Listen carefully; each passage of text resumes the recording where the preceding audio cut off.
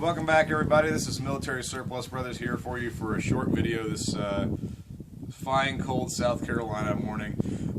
We have for you today sort of a short video, mainly because we don't have a lot of ammo, and this is sort of unplanned. We have a 1916 Spanish Mauser. This is a small ring Mauser of the 1893 or 1896 design. The exact year Paul Mauser's patent escapes me at the moment.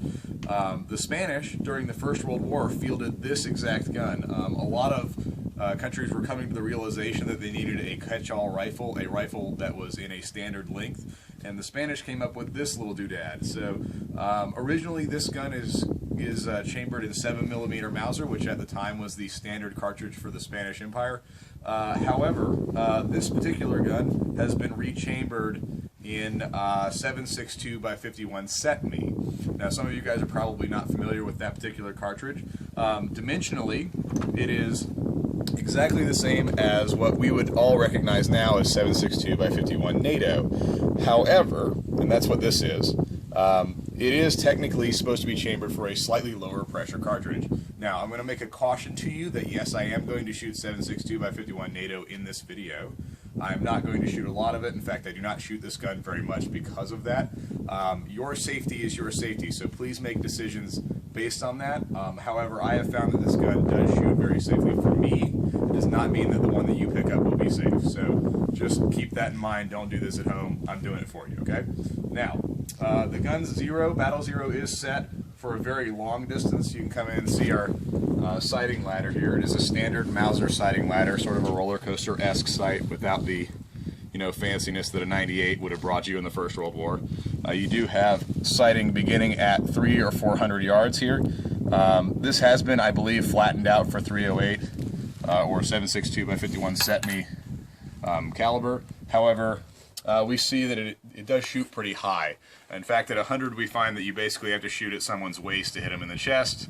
We're going to try to take a couple shots out here. We'll show you a little bit of what the grouping size does, and we'll get you out of here fairly quickly. Now, what's kind of interesting historically about this gun, what is kind of interesting is that the reason that it's in 7.62 by 51 CETME is that Spain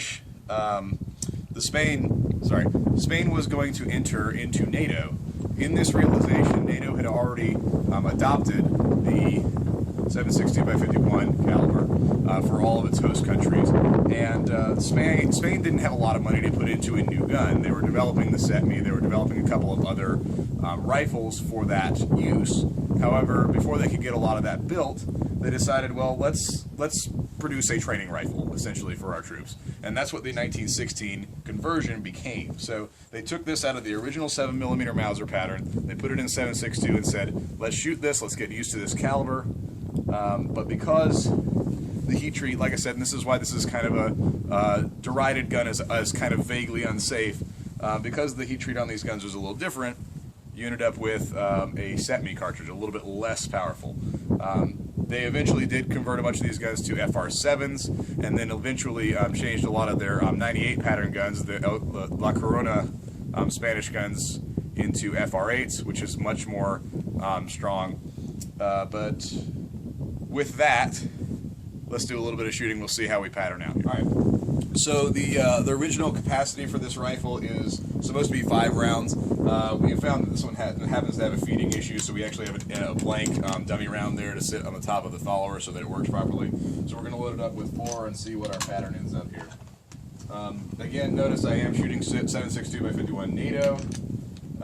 Again, the cartridge is probably really intended for CETME, but again, found that this particular gun is safe does not mean that yours will be safe. Please keep that in mind, okay? We are fully aware of that, so please do not chastise in the comments any more than necessary. We are aware of it. Thank you. Okay, so let's do some shooting. Here we go. All right.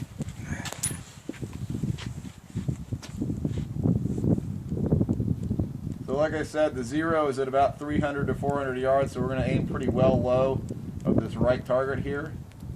See what we can get.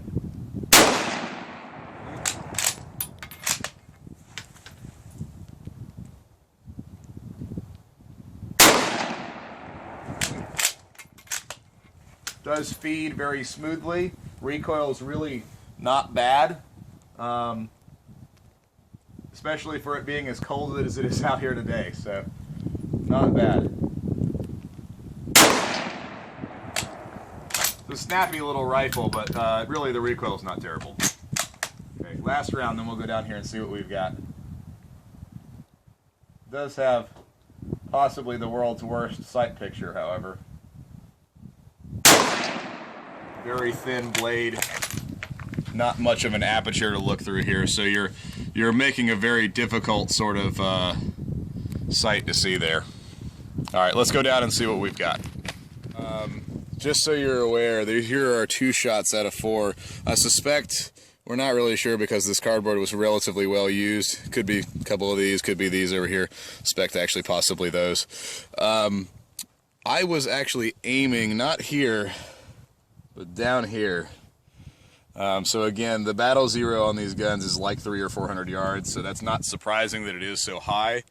It's a very good thing that this was a training rifle. The 7.62x51 NATO cartridge is effective at those ranges, but by the time that they're converting these, that was not a realistic distance to use this gun. For just ridiculousness, and because we're really cold and we're going to finish out this box of ammo and go home and warm up near the fire, we're going to take this out to 300 yards and see if I can hit a gong at long distance, just because, that's a couple of sort of just gratuitous mechanical shots here. You guys are going to watch the action run on the side. I'm going to see offhandedly if I can hit a gong, but I really don't expect that to happen. The Spanish clearly knew how to make a decent rifle, but I'm not sure that their conversion skills were up to spec at this point, so we'll see what we can do here. Okay, put my glasses back on here. Alright, so again, standard turn bolt Mauser design. Let's see what we can do here. The recoil's really not bad. Probably pretty similar to 7mm Mauser. The action is slick. I mean, as you would expect from a Mauser design, that part they got right, definitely. Handguard tends to come a little loose, but again, Spanish manufacturing hasn't always necessarily been known for the highest quality machining there, so that's going to happen, I suppose. Take one more here. That's not bad. Again, ejection is very solid. Extraction's solid, not a problem with that. Again, smooth.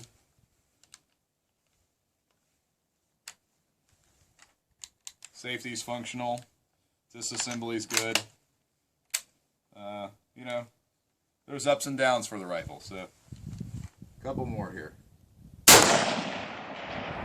I'm slinging them in there. I don't know exactly where. That's the problem.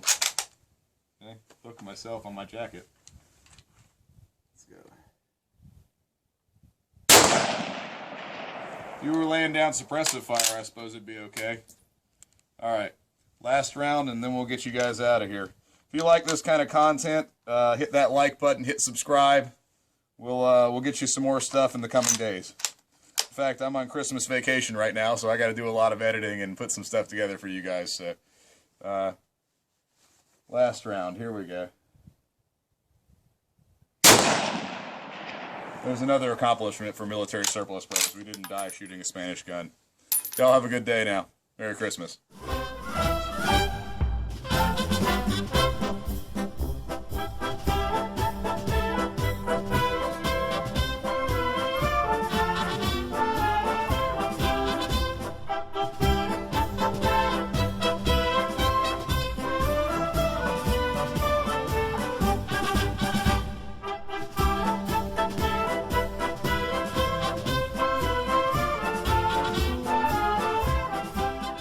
Go. So the Spanish clearly know how to make a decent gun, if not terribly accurate.